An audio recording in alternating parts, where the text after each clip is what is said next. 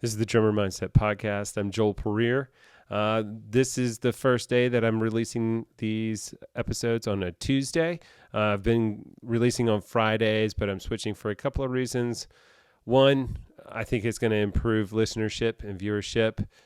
Two, I've been sick for the past week with COVID, and COVID is still a son of a bitch, apparently. So, it was the respiratory issues, the loss of taste, the severe headaches, the whole shebang. Most of you at this point know what that's like. So if you haven't done so, I think it's going to be a good idea to go ahead and get your vaccines. Get the flu shot too. I hear RSV has been pretty awful these days lately too. So, do what you can to protect yourself and your loved ones. But anyway, I'm excited to release this episode. This one came about a little bit differently. Delia reached out to me after listening to the episode with Emma Garau and wanted to kind of continue that conversation of the neurodiversity that can occur in drumming and how drumming can help with the neurodiversity in a lot of ways, namely ADHD and assumed autism spectrum disorder as well. And so we talk about all those things. We talk about getting diagnosed and how sometimes there's a big hurdle in getting more formal diagnoses and how sometimes still the informal diagnosis can be helpful. We talk a lot about, kind of her history of mental health. That also includes some substance abuse. So just a fair warning, there is some mild discussion about substance use issues. So Delia's art is eclectic. It's a collection of different materials and taste and practices in chaos or seeming chaos at times, or an exploration in patience and discovery. It's really pretty fascinating. I'm going to, obviously I'll put on some links for her Instagram, and we're going to have a pretty exciting playlist. I'm excited for it. There's a lot of art noise, which I find fascinating. And so, anyway, I really enjoyed this conversation. I hope you do too. Enjoy.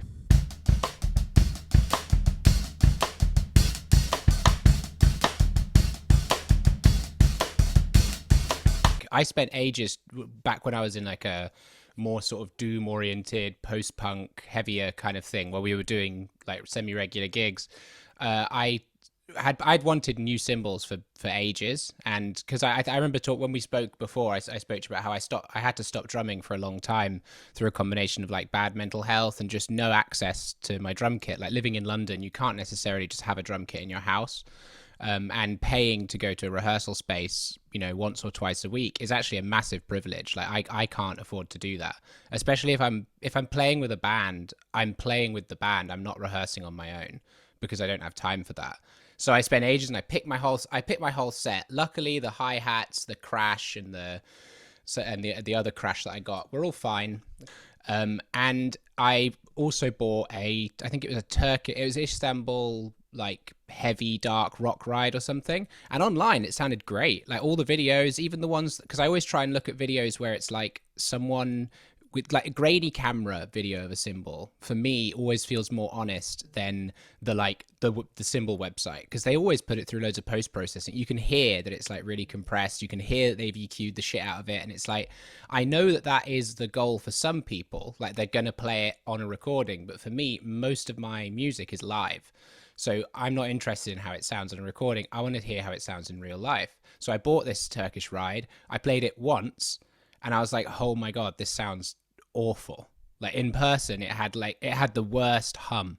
It had like one of those like warbling out of tune hums. And then with anytime you hit the ride and then accented on another cymbal, the two would just clash in the way where it's like actually started to like, you could hear the pitch oscillation. I don't know if that's just my autism picking up on things that the average viewer wouldn't care about, or maybe just the jazz guys would care about. There's some intersection there of, and we haven't, like, you've been diagnosed with autism, right? is Not what you official. said. Not. I've actually not officially had the diagnosis. I've got an official diagnosis of ADHD. But in the UK, if you want to get diagnosed, it takes a very long time. But I've been to a number of ADHD specialists now, and all of them have urged. I essentially went to the ADHD specialist mainly to get ADHD medication. After a long period of self-medding and realizations that a lot of my past addiction problems were actually just a sort of a vague attempt at self-medicating.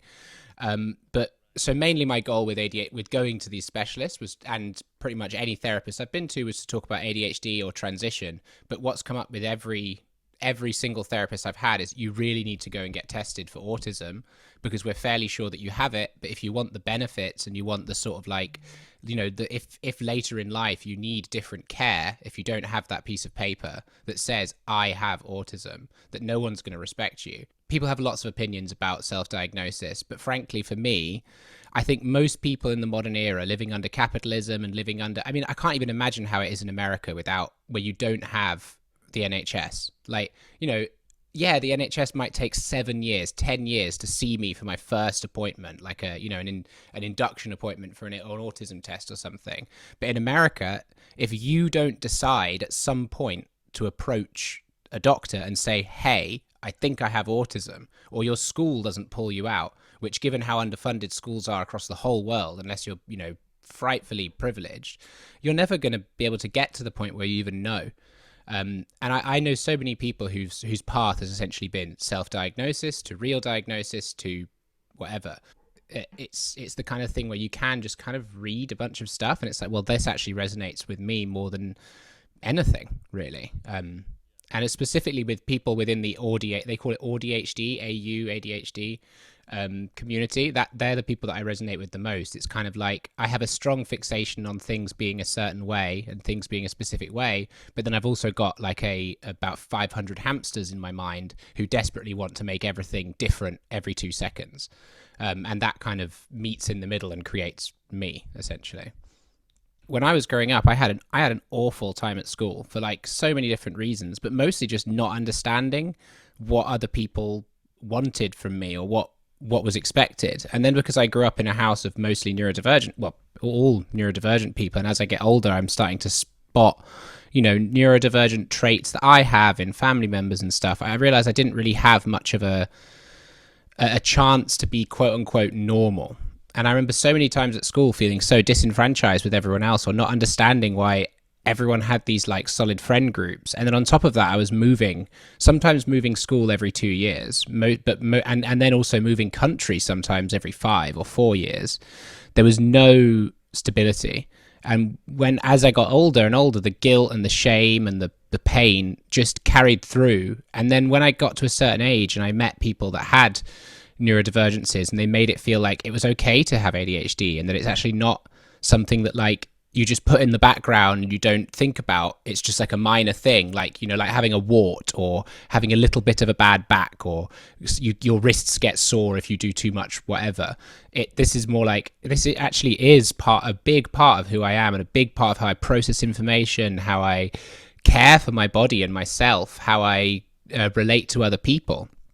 And when I realized what my life was, in a combination of like realizing that I'm trans, realizing that I'm probably autistic, realizing that I've definitely got ADHD. I mean, I'm not sure I agree with some of these diagnostic criteria. For me, I prefer the term neurodivergent, but realizing that I had ADHD and autism made me realize I just need to take a little bit of extra care, and that's fine. And actually, in reality, my ADHD and autism is in certain environments is actually a superpower. Like when it comes to improvisation, like I can just switch. Like when I was listening, I recorded for the first time in like the first proper official recording of my band Meatstrap, which is my main project last week. And there's these moments where me and Max just switch, like just go from one thing and immediately we don't plan anything. We don't talk. I think the only discussion for this EP that we're making was because it's going out on a label where their kind of motto is, they're called Hard Return, and their motto is persistent / repetitive. I thought, they approached us and asked us if we wanted to put something out. And for me, our music is kind of like, I'm a big Captain Beefheart fan. He's always been a huge inspiration of mine. And I've always loved that thing that he said that was like, essentially comparing psychedelic music to hypnosis. And he was like, my music won't hypnotize you. It never repeats itself. And I've realized that in my life, I struggle like with either repeating myself out of compulsion or being totally unable to do the same thing twice, because it just becomes distressing the second time I try and do it. But, and it's that weird ADHD autism combination of like, sometimes I just want to eat the same food for days, like, the safe food thing. And then sometimes if even, I would quite like it if I could have a bowl of chips where each chip tastes different, because I eat one and I'm like, fuck this, I don't want any more of that, move on. And it's the same musically. And when I listen back to the stuff, it was quite, there's loads of like, I think for me, a big part of it is I also want to make people laugh, because experimental music is so often not funny. And I find sometimes, because of my very broken sense of humor, I go to see certain experimental things and everyone's very like chin scratchy. I've had people tell me like that they find our music really funny in like a really good way. Like they're complimenting everything. And then they say, and I have to admit, I laughed like so many times. And it's like, that is what I want. Like me and Max, who are Meatstrap, we were the backing band / house band for a comedy night that we set up. Well, I think originally it was Max and his ex Lydia. We set up a comedy night in the basement of this venue we used to play in all the time. And it was called Idiots for You. And me and Max were called Uro and Scato, or Uro plus Scato. But it was too scatological. But then when it came down to comedy, I was like, I want to make comedy that like in a sense offends everyone, but also is entirely non-offensive because it's viscerally human. It's like poo and wee is a part of our lives, whether we like it or not. And it's so silly and so base, and often like the first thing that we joke with, the first thing that like so I thought, what characters would Uro and Scato have? So I was Uro, which I was pissed, and Max was shit. So he's dressed all in brown and I've got a yellow jacket on. And we were trying to figure out a way of playing where it makes it sound like we're just totally deranged. And we were developing all this, and then we would listen back onto the phone recordings that we'd made, and we'd go, why do we sound way more interesting and better than we usually do when we're genuinely trying to make the worst sound possible? And it's almost like, even when we're trying to be erratic, our brains are too coded by our neurodivergence to just go free. Like I think no one can free improvise, like no one, apart from babies and children. But adults, we're all informed. Free improv is somewhat of a misnomer for what we're doing. So there was this element of like, we just kind of had to break what we were doing before to get to where we are now. And the stage show I think there's a recording of it online somewhere. It's quite good. I wish we were still doing it, to be honest. But the person who does the sort of comparing moved back up to North London. It was kind of like an open mic, and we wouldn't necessarily tell the comedians that were showing up that Uro and Scato were going to be there, and we would never leave the stage. We would just sit there in silence for the whole time until we were told, until the new act was coming on, at which point they would tell us the name, and we would have to improvise a song based on their name immediately. And Max would just say some stuff about the person or make something up. And it was just... And no one really knew what was going on. And there was a few moments where a comedian would come on stage and they would just be like crickets for a few seconds. And then they kind of look at us and they go, well, this is weird, isn't it?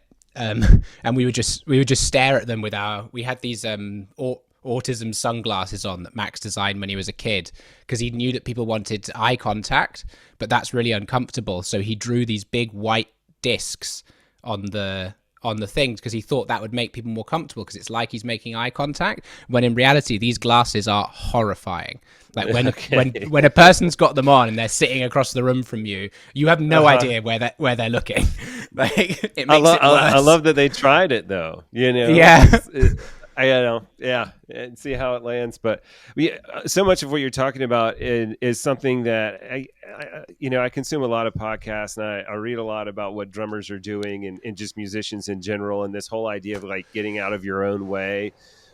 is a lot of what you're speaking about. Like once we get older, then we're working on breaking it down and finding that moment of improv or finding whatever that is. And the battle is always like the million hamsters in your brain, right? Like Mm-hmm. or the self-consciousness that comes up. And so what I love about your project, or this one that you had, is that it was so intentional of just being like, no, this is what we're going to do. We're going to, these are the rules. Like we're just going for fun. We're playing. It's going to be hilarious, because baked into that is just being unexpected, which is kind of already what your art is about, I think, Mm-hmm. or at least a part of it.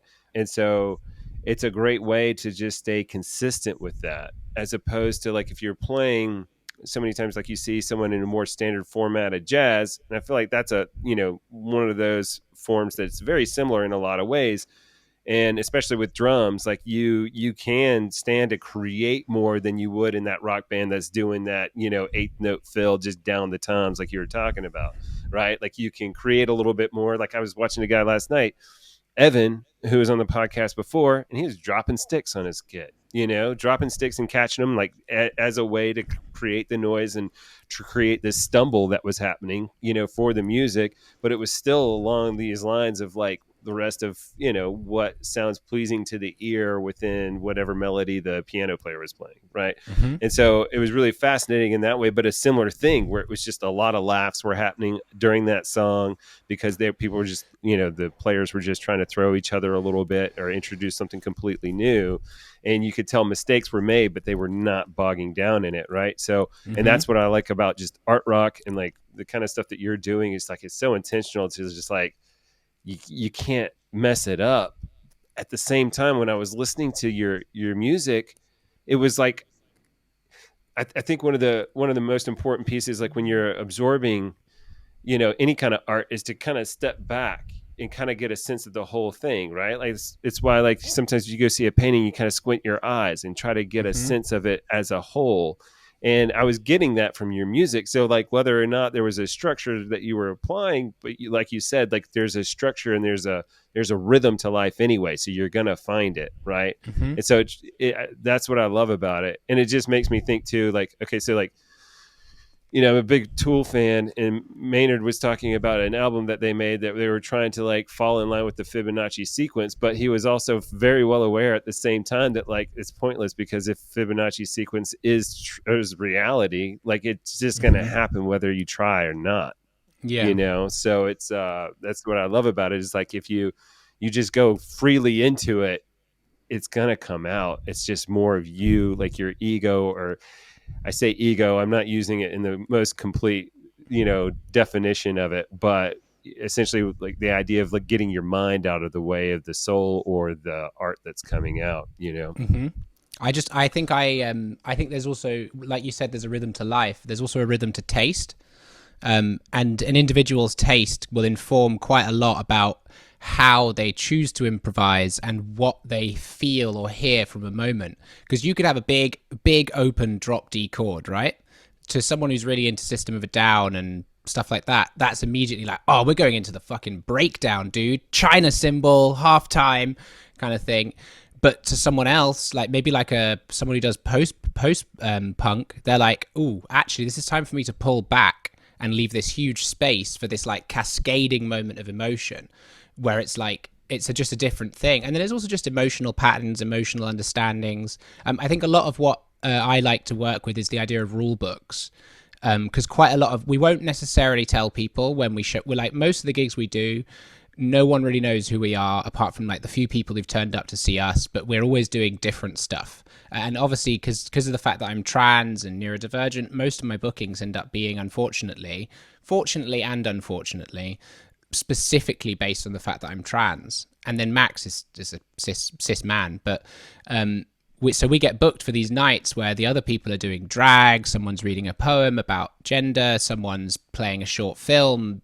And it's really great. I love all the work that people put out, but there's an element as like an improviser and a musician and someone I've been doing this I've been playing the drums on and off since I was 12, at points obsessively, and definitely at the moment, like obsessively, and like really thinking about what I'm doing.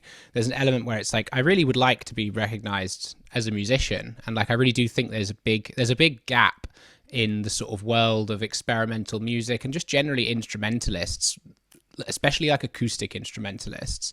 And I don't mean acoustic in the sense of let's say analog instrumentalists, not including synthesis, because the trans girl synthesizer thing is a bit of a meme. I mean, I've literally got a modular synth. I've got a modular synth sitting over there, so I'm very much part of the meme. I'm fine with that. It comes along with the identity, as far as like as soon as you come out or come to the realization of what you like, how you identify, then you get one, it just appears. Yeah, it just shows up. They send you Just the like HRT. a Santa Claus. Yeah, they send you the HRT and the empty case in the post, and then it's like you make your way from here. I have heard people musing on why trans women specifically love synthesizer music and electronic music, and I think a big part of it is the facelessness. Like, if you remember, I don't know if you remember old videos of Sophie from before she transitioned, and from when there was this kind of like not scandal, but like moment of inquiry, because it was before she transitioned. I have to stop you. Wait, who's Sophie? Sophie was she was amazing. She's an electronic music producer. She produced for Charlie XCX, Britney. She was kind of like she would have, if she hadn't died, she would have been probably one of the greatest music producers to ever walk the earth. She would have gone the route of academics and the route of like, you know, she kind of pushed hyperpop and the sound of modern electronic music to the point that it is in now. I mean, obviously, there's lots of people who are responsible for this stuff, but Sophie was like a really big one. Unfortunately, a few years ago, it's really depressing how she died. She was trying to climb onto the roof of a place she was staying at in Ibiza to see the full moon, and she fell off the roof and died. Kind of at the point when her career was like really, really kicking off, and it was a huge loss to trans. I think especially trans women.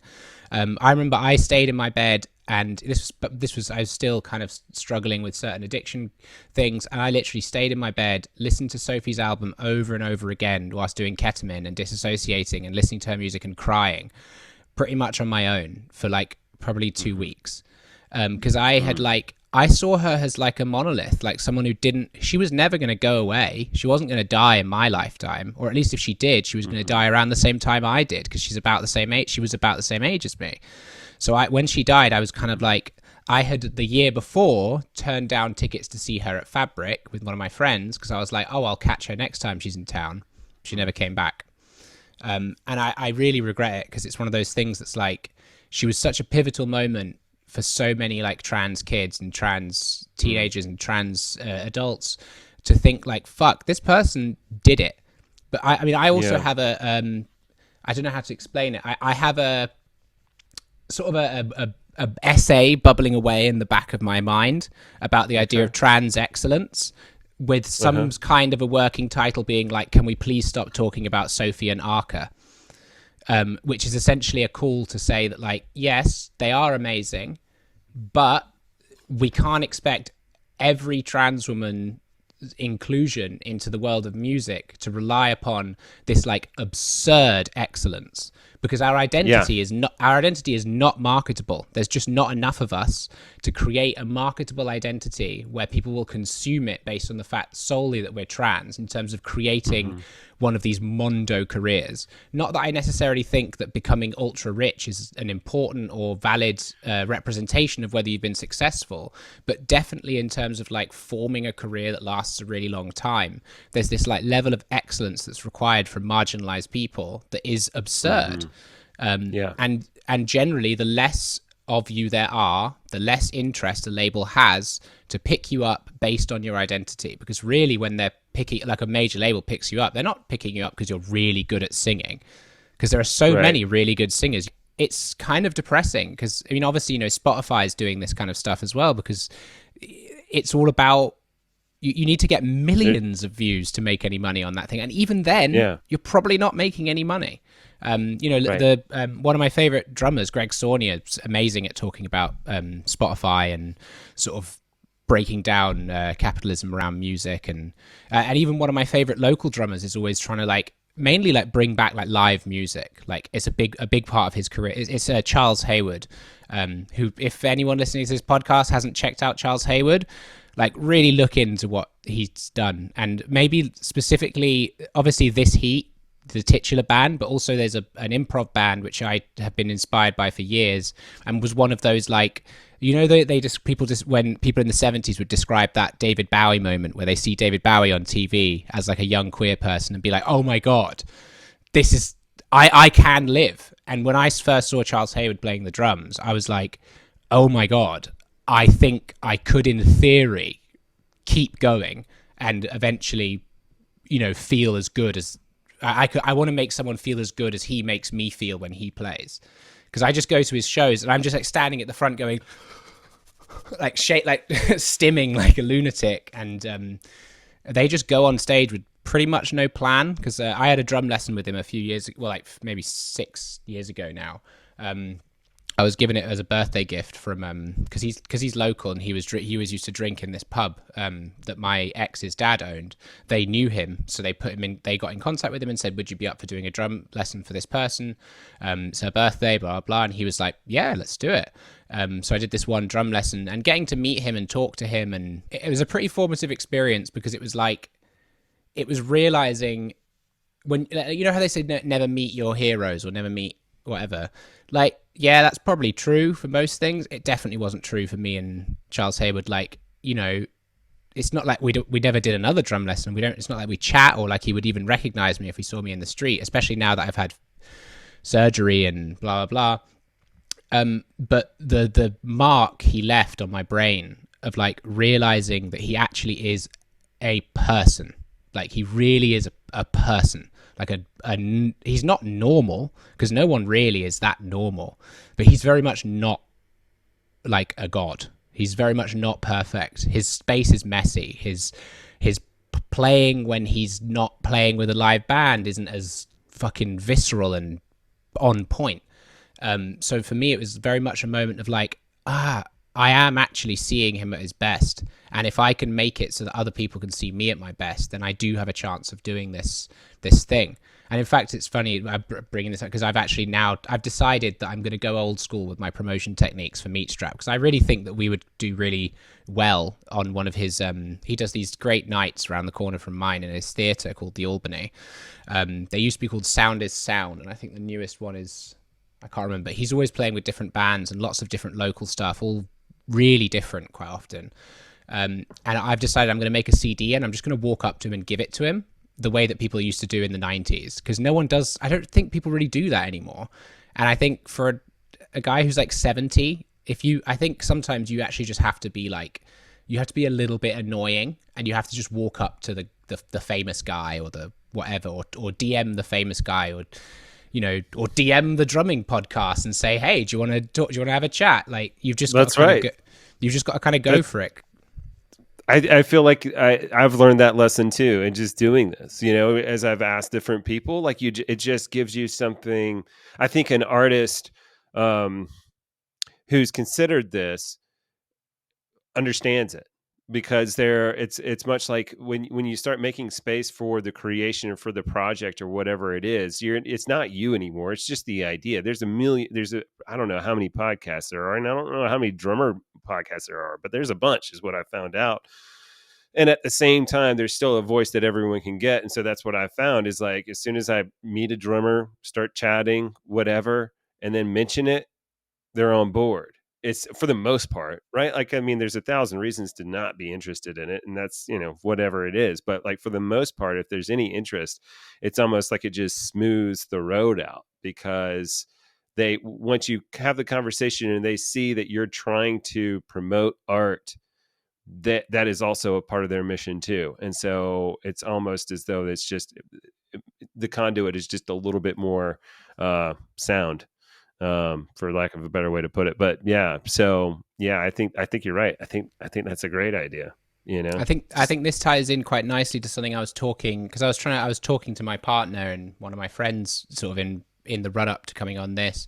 I was sort of in two minds about how to autistically prepare for explaining what I do. And at first I was like, I'll make flashcards or notes in my app, and so I know what to talk about. And then I thought, that doesn't really line up with my artistic method of improvising. Mm-hmm. and just kind of going on the fly. But there is one point that I think that I wanted to definitely raise out of talking, which goes back to the kind of idea of just kind of going for it, which is that I've noticed that my skill level, my level of practice, doesn't necessarily always line up with the level of audience response or people being into what I've done. Sometimes the most important thing is when they can see that you really, really care, to the point where nervousness may be there in the first second, but it goes because you're just so in it. And I think with me, one of my main aims in drumming is not to play the most perfect swing pattern with like beautiful syncopated comping, or play the most visceral, heavy, no accented Zach Hill, lightning bolt, heavy noise rock stuff. Not create some perfect monolith of musical perfection. It's to cry like over and over again. And quite often when I'm playing, I am at this like sort of feather's edge of crying, and quite often actually crying. And I have actually like played there's a recording on my Instagram, if you go really far back, which was when during lockdown I went through a really, really bad breakup. And when this breakup happened, me and Max started going to the studio again. Well, it wasn't really a studio. We were allowed to use the basement of the venue, Sister Midnight. But during lockdown, they couldn't use the space. So they were letting local bands and bands that used to play at the venue use the space to keep going. And they let me use it for free, which, yeah, thanks, Wow. Lenny. Thanks, Lenny, if you hear this. Yeah. It kind of saved my life. And we went in and I set up my kit. I sat behind the kit, and I really didn't really want to play. In a way, I did. Like, I knew I should, and I hadn't been practicing for a long time, like probably the whole of lockdown. I went from being in a band and doing stuff regularly, doing the Uro and Scato thing, and really like pushing my stuff. We went into lockdown, 2 years of no playing. Get to the end of that, and I go, and one of the first things I play is essentially me being extremely frustrated and feeling these huge holes in my psyche left by the loss of this partner, and just the loss of the realization or loss of the self-pacifying comfort of thinking that that someone was gonna help, and when in reality it was me. And I played this passage on my own, and I didn't realize that Max just recorded it on his phone without telling me, because he knows that sometimes you just need to, the best way to deal with me is to just capture it and not you know, the other you kind of, I love Max so much, like his patience and his ability to give me space to be messy, like in my life and in music, has been like totally transformative. And when I listen back to this piece, it's like, it's not good. Like, it's not good drumming in any sense of the word. Like, it's very messy. It sounds like shit because it's in a tiled basement with no sound absorption, recorded on an iPhone. So it sounds awful. But something about how I was playing immediately made Max know it was important, because he could tell that there was like a fucking it was not playing, it was emoting. And when I feel the best about my playing is when I know that I'm emoting. And through emoting and through stimming on my drum kit, I've developed something that people recognize as skill. But if you sat me down and tried to get me to play a specific thing, like something that you've written down, or you say play a rhythm in 7/8, it's not going to be 7/8. It's probably going to be 4/4, or it's going to be 3. It's going to be 3/4, or it's going to be 6.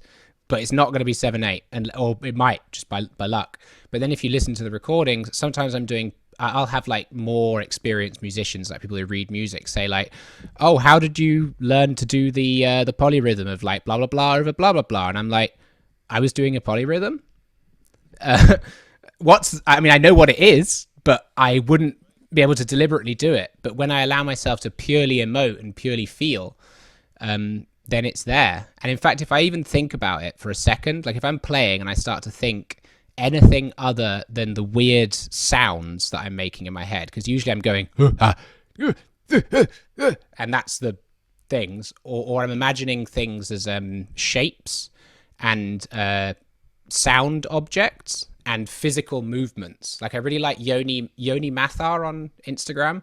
Yoni, I think he's called, or Yoni, yeah, Yoni Mathar, I think it is. He does a lot of like polyrhythm groove Yes. stuff and a lot of like movement. Yeah. And I realized from watching his work that that is how I structure my playing in a way. Mm-hmm. It's a combination of that and it's sometimes the place that the snare or the open hi-hat sits is the place that it would be most appropriate to scream, and the place where the kick drum sits is often not actually, like if you listen to an isolated feed of my kick drum, that would just be like listening to drum comedy. Yeah. Like it would make Lars Ulrich sound super precise, not to go back to the 1980s drummer memes. But like, you know, there's very much points where it is dead on, but then a lot of it's actually more like a bubble. It's like I want it to sound like bubbles underneath, like it's just adding a pad. And a lot of that comes down to just a general discomfort with the traditional role that the drum kit takes in music. It's always a joke. Well, and it's so interesting too, right? Like it's like that traditional role came about from someone adding their mind and their thoughts and their brain to what they were hearing, right? Like, so what I've talked about a lot on the podcast, and I mean, it's not from me, but we, you know, getting the information and beginning to understand that the music theory is limited and it's just arbitrary decisions that were made at some point in history. Most of what we understand came from France, you know, as far as like, you know, the octave or, you know, our understanding of rhythmic theory, you know, you count either in 2 or 3 and that's it. And then, you know, polyrhythms, we didn't really understand until they started like studying and listening to stuff that was coming out of West Africa or India for that matter, you know, and then trying to apply the music theory to that, you know, is it's always, you know, you miss something. You can't, these polyrhythms, like we can write them down, we can say they're in this time signature and everything, but if you're missing the feel, you're not really hitting it. I think what you're describing and how what you've discovered is what so many people, whether they realize it or not, are trying to obtain, but we can get so bogged down in the count of it and you know, repeating what someone else is doing so many times and trying to describe something that's really indescribable. I think a lot of the stuff that like when we think of polyrhythms and we think of the way that like African rhythm would have developed, when you consider how history and how mythology was passed down, like a lot of it being oral history and like in-person teaching in the West, that's been something that is not as much a part of our musical community, especially in modern times. But for a long time in the West, music has been something that's for the gentry. It's for, you know, X, Y, and Z. And obviously there's like, you know, like cucina povera, like the Italian, you know, poor, quote unquote, poor people's cooking. There's also, I would say there's also in a sense Western musica povera, like stuff that was like of the quote unquote common man and, you know, poor traveling bards. But ultimately it's always very much founded in like personal exploration and maybe small amounts of information trading. But when you see these like really tight old videos of like African drummers, like they're not necessarily going to be sitting down and like studying from a book what specifically that polyrhythm is. A lot of it is like exploration, it's worship, it's like, and like I think we were speaking about this when we spoke before, it's like one of my big inspirations is actually like American gospel drummers, when they're doing chops, when it's almost like venerating, like you're showing your love for God by just being a really good musician.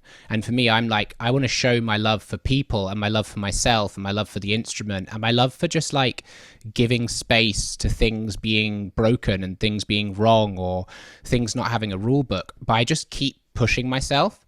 And like, I will do things all the time, which are so counterintuitive for my ADHD. Like as much as I talk about breaking free of structure and wanting to break things, at the core of that very much is sitting there and practicing like single stroke rolls on a pad with a metronome for as long as possible, often as quiet as possible. Because I find that I'm very good at playing loud because most of the music I've ever played has been loud, but playing quietly is especially within noise music for me, is the more interesting for like my personal stuff. Not that most of my favorite drummers aren't like obtusely loud.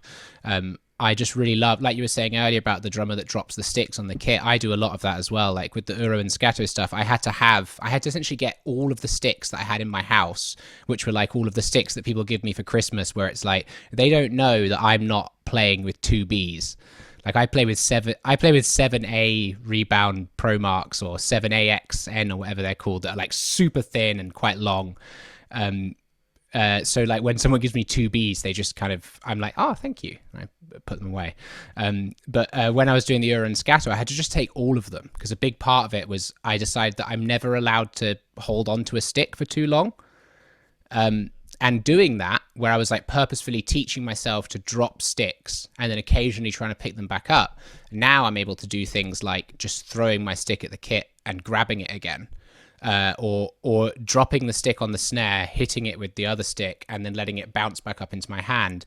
That one's a little bit harder. When I see when I see the American snare line guys doing that stuff, where they like, I'm like, okay, that's another thing. But like I'm a big lover of the clash between the sort of the rigorous and maintained rehearsal and practice, and the total freedom to just do whatever. Like me and Max probably only exist being able to do what we do now because both of us were maybe quite lonely and quite disenfranchised with the world and other, just everything, like a lot of things, but also in a sense have a strange level of hope, and especially hope in each other. Like I definitely have like a lot of hope in the idea that like whether or not we ever make any money, or whether or not we ever even get to leave the country with our music or get to tour, which I would love to do that. It's been a dream of mine since I was a child.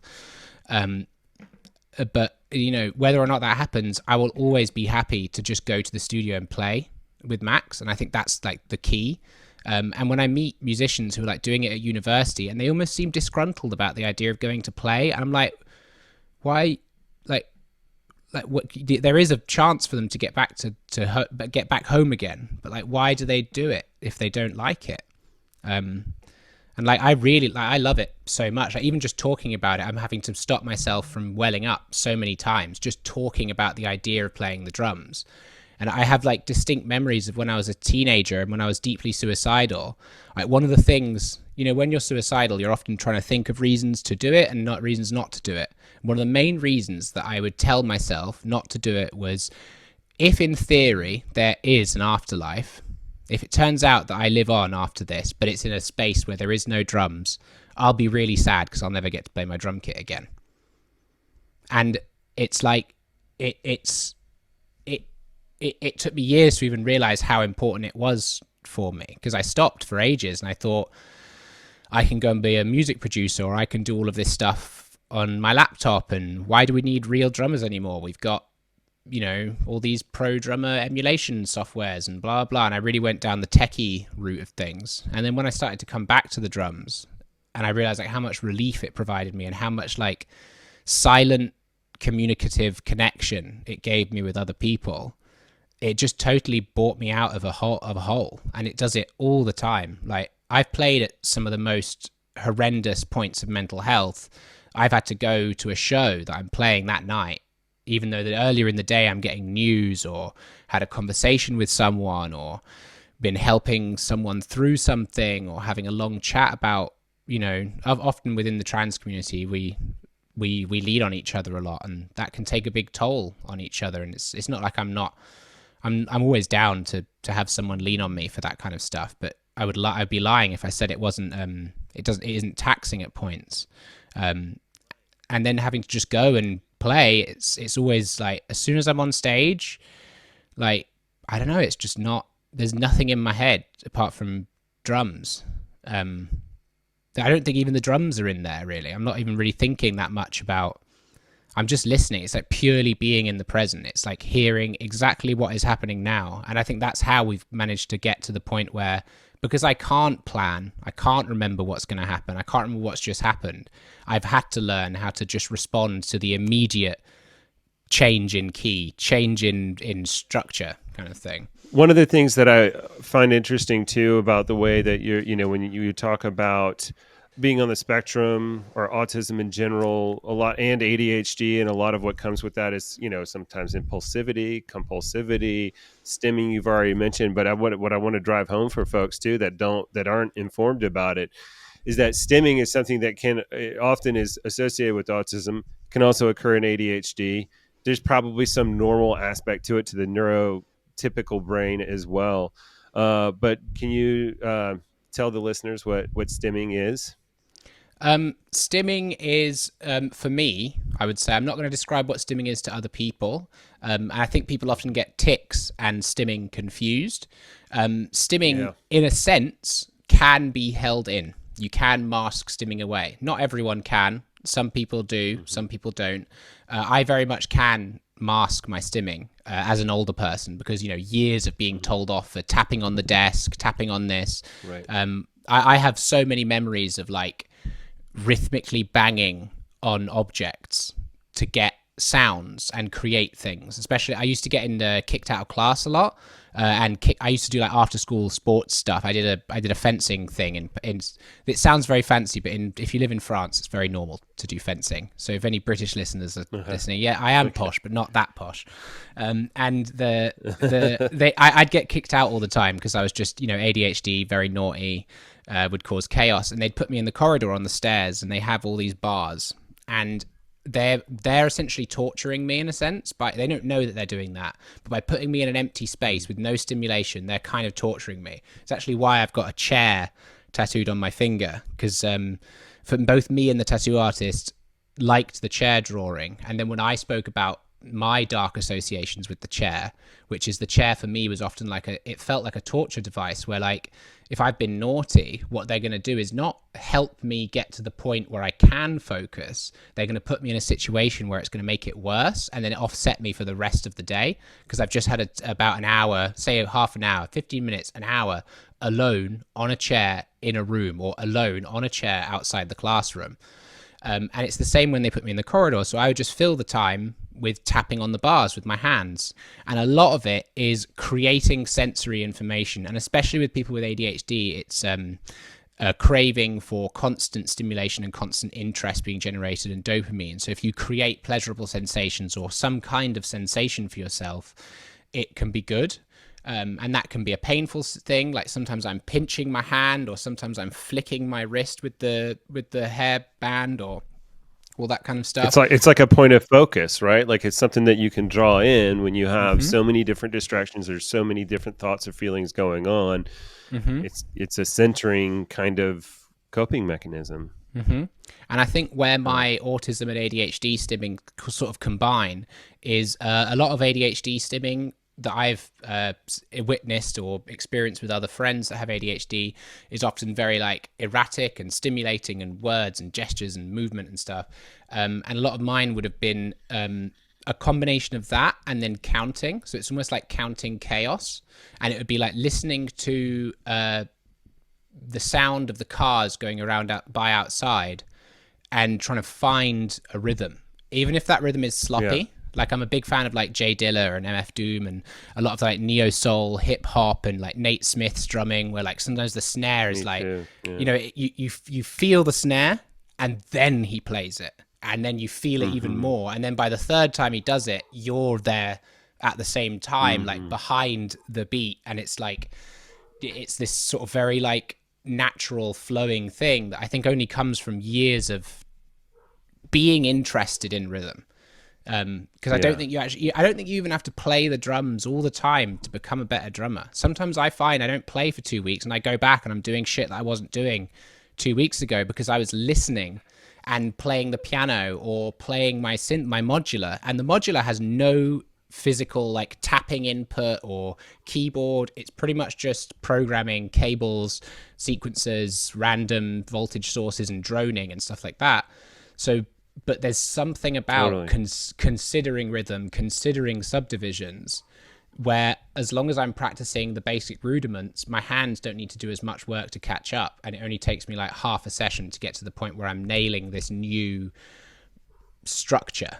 And if when you listen to, having listened to our music, I'm guessing you can hear it's quite like scrabbly and all over the place. And the way I would describe how I organize, because a lot of it comes from, I guess it would definitely started with like Max playing that kind of stuff and being interested in that kind of stuff. And I was interested in that kind of stuff, but saw it maybe as outside of my skill level as like a post punk drummer. And then as I started playing it, I realized that I'd always been doing this stuff. And the issue that often the other musicians in the post punk band had with me was being too experimental and not being traditional enough for them to feel like we were going to be what they wanted, which is a successful band.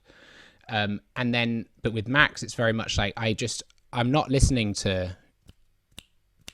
I'm kind of finding the semi pulse, I might call it, or the semblance of pulse, and then arranging packets of sound or bursts of energy around that. And those bursts of energy can create a rhythm, even if what those each burst is made up of doesn't actually have necessarily that much rhythmic correlation in a direct like do cha way to the thing that's being played. As long as there's a sort of a flow, like a sort of the way that like a synthesizer drone can be in time with another synthesizer drone, even though all it's doing is a gentle pulse or a flutter or something like that.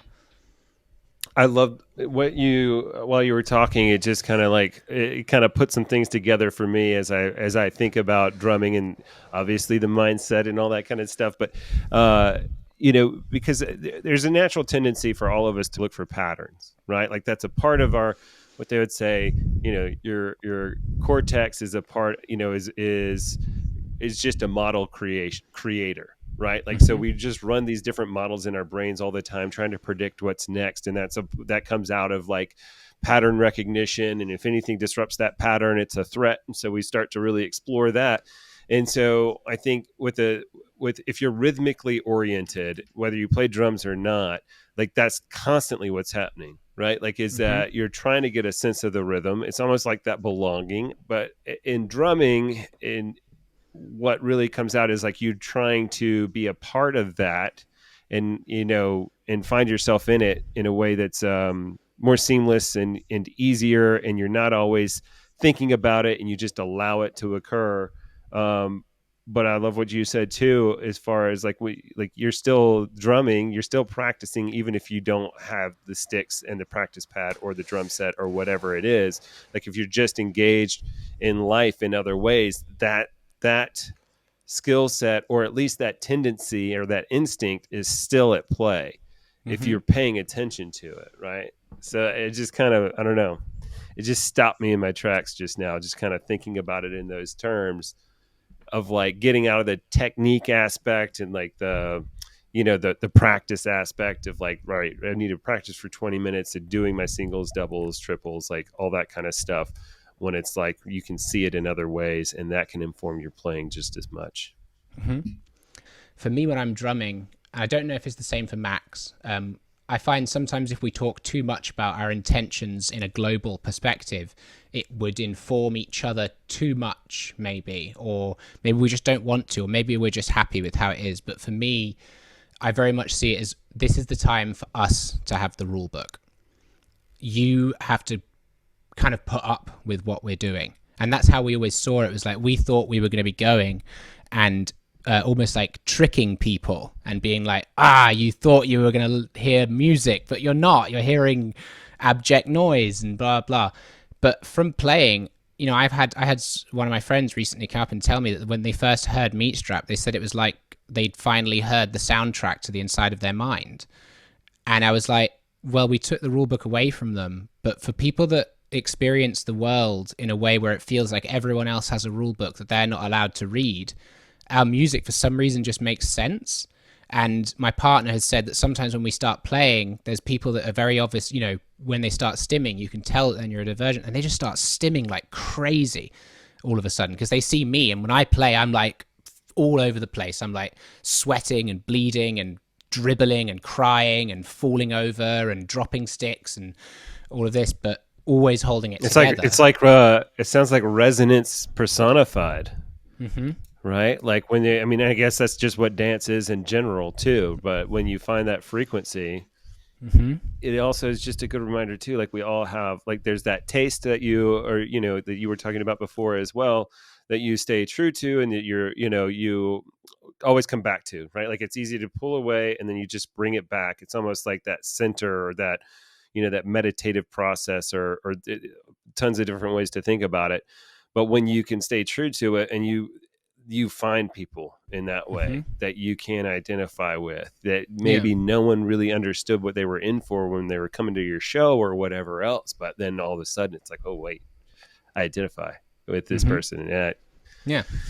And I think love that's it. my main goal I love is it. I want to create an environment, or I want to create, and it kind of ties in with the sort of middle name that I chose for myself, which is the second Mm. name on my artist name, which is Delia Detritus. Although I actually Mm-hmm. did legally change my middle name to Detritus, which is Okay. it's not a reference to trash. I mean, it is in the sense of, I think it's funny that people would assume that because of my aesthetic or because of some idea, preconceived notion about people like me, that I'm kind of doing the crass, like Steve Ignorant, like Lydia Lunch kind of thing. But in Mm-hmm. reality, for me, detritus is an interesting word because it means, in a sense, rubbish, or it's associated with rubbish. But it's actually more of an is it entomological? Like a natural term for things on the forest floor. So it's Mm. like bits of stick, bits of animals, feces, decay, and all of this consumed by microorganisms, which break it down to nutrients and create the feed for the next generation. And for me, I just want to be a person that I don't want to be famous. I don't want to be rich. I'd love to be comfortable. I'd love to have a home. But what I mainly want is for there to be more people who don't have to go through the disenfranchisement and the alienation and isolation that I went through. And if I don't know how to Mm-hmm. do that in a pragmatic way, I can't just walk up to strangers and talk to them. There's nothing that you can say to a person in one sentence. There's no amount of therapy, in a way, that you can, of things that you can actually say to a person that will make them better, that will make them happy, that will make them feel good in themselves. But you can live in a certain way, because I have people like this in my life who I look out into the world at, and I realize, oh, they're a little bit of a weirdo, but they've just done it.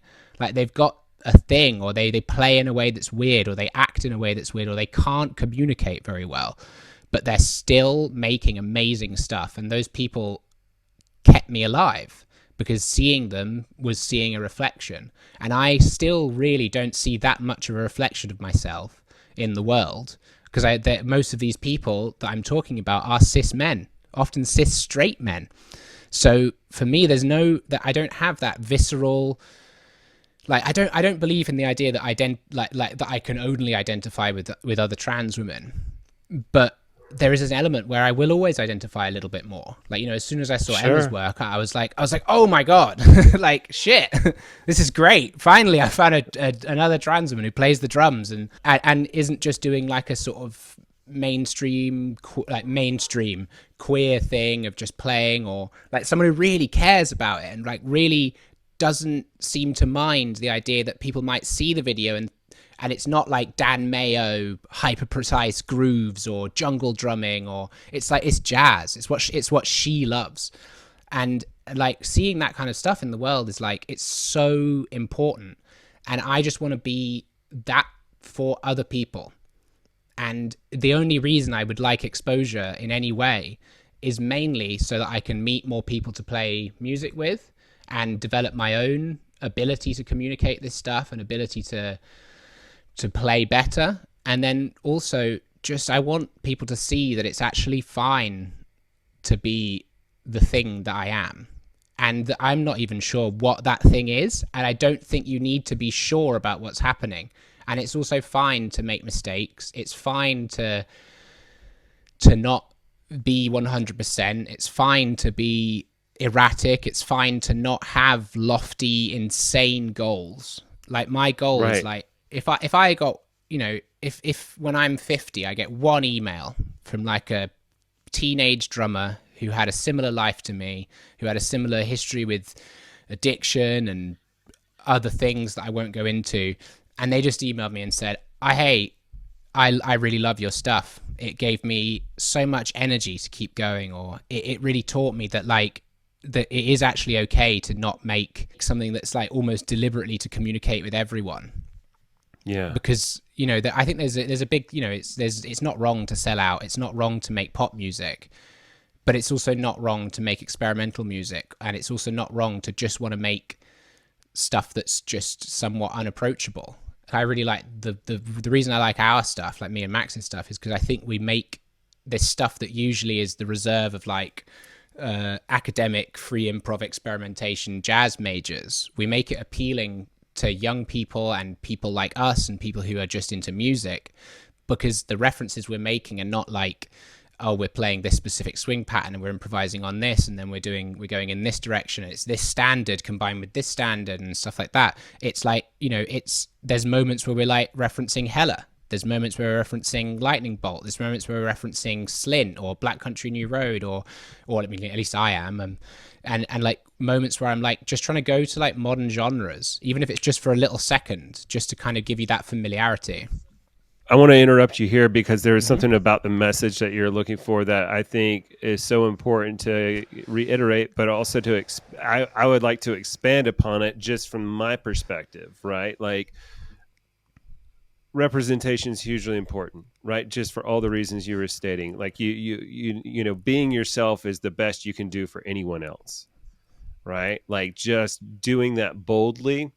And what I learned in my practice, I did love, doing what I did as far as working in mental health and getting to meet so many people. And people would often say things like, if you're at like a cocktail party or whatever, you just like, or even with other like doctors and things, they would be like, "Oh, well, you like to hang out with crazy people, right?" And I was like, I see fewer crazy people in my chair across from me than I do out in the world, because these folks are at least looking for something.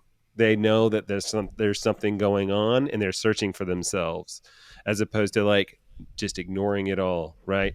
But Mm-hmm. also, it would allow me to meet so many folks that I wouldn't otherwise, and in a lot of cases, a lot of trans folks. And I learned so much from these folks. And I don't try to put trans folks on this pedestal where they have to educate everyone, but unfortunately, that's just kind of how it has to happen because people don't understand. But even for folks that don't identify as trans, it's the perfect example of boldly being who you are. Like, there's nothing easy about it. And I think, for anyone that says that it's just attention seeking or whatever, do not understand that being a trans woman specifically is dangerous, right? Like, Uh-huh. there's more violence against a trans woman than almost like so many than almost anyone else in the world, just Mm-hmm. simply because an individual describes themselves as such, not talking about anyone else but just themselves. And for some reason it really frustrates people.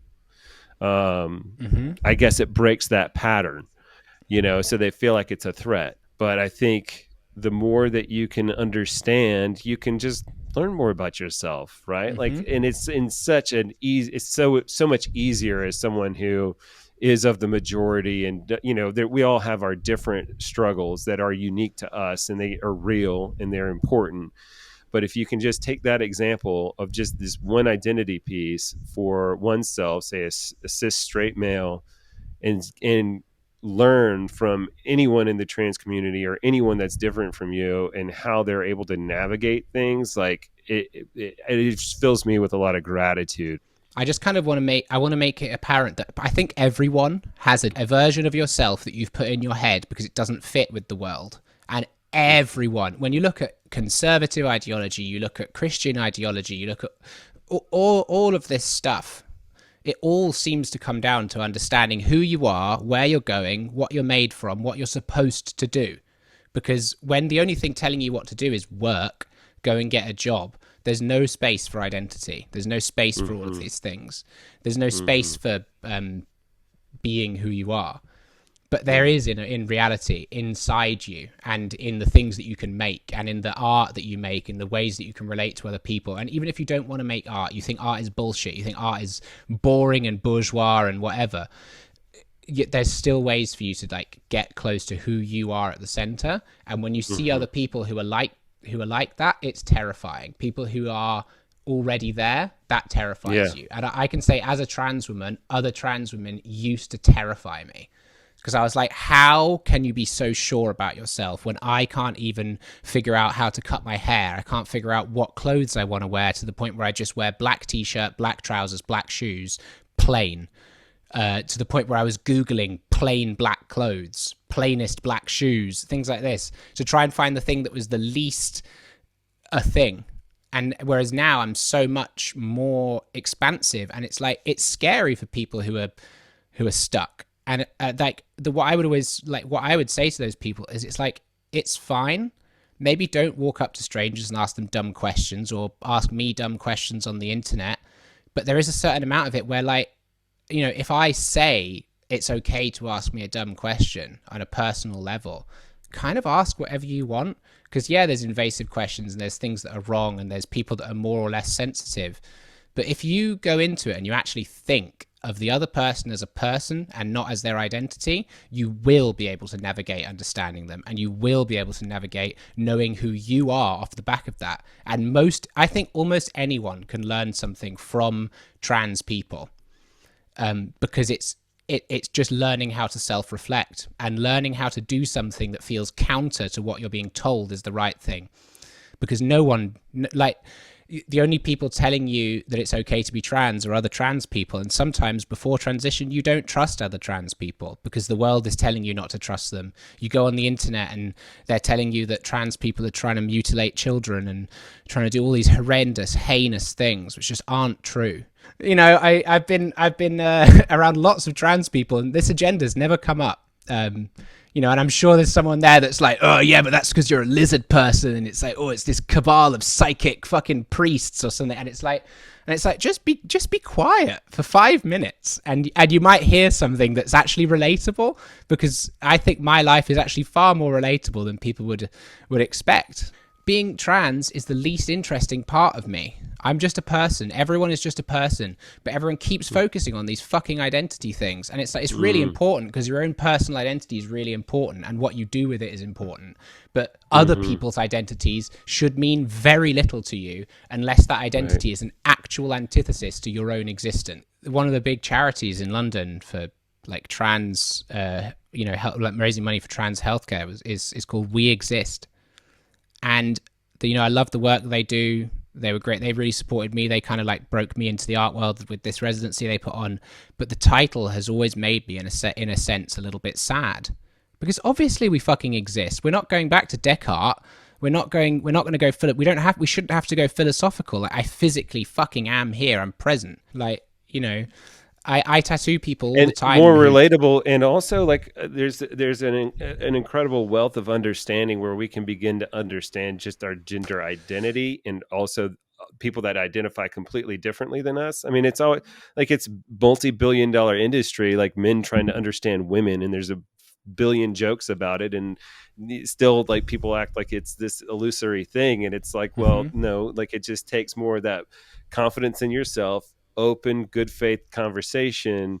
And also, like, we have these fascinating folks that have gone through some transition, but who can say what it's like for any other individual?